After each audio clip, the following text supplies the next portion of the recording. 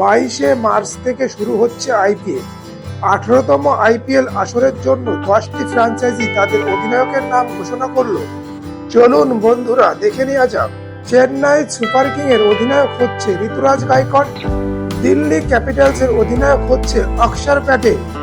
যদিও দিল্লি ফ্র্যাঞ্চাইজি রাহুলকে তাদের অধিনায়ক করতে চেয়েছিলেন, তবে রাহুল জানিয়েছে আমি প্লেয়ার হিসাবে খেলতে চাই।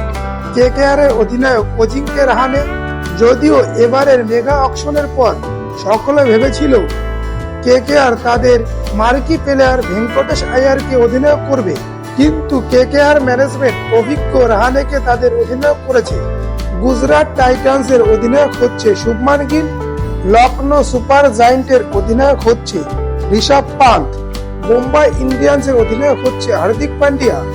পাঞ্জাব কিংসের অধিনায়ক হচ্ছে শ্রেয়স আইয়ার। রাজস্থান রয়্যালসের অধিনায়ক হচ্ছে সঞ্জু স্যামসন। আরসিবির অধিনায়ক হচ্ছে রজত পাটিদার এবং সানরাইজার্স হায়দ্রাবাদের অধিনায়ক হচ্ছে প্যাট কামিন্স। বন্ধুরা, এই 10টি টিমের মধ্যে আপনার পছন্দের টিম কোনটি ও অধিনায়ককে কমেন্টের মাধ্যমে জানাতে পারেন। আপনারা চ্যানেলে নতুন হলে চ্যানেলটি সাবস্ক্রাইব করুন, ভিডিওটি লাইক ও শেয়ার করুন। ধন্যবাদ।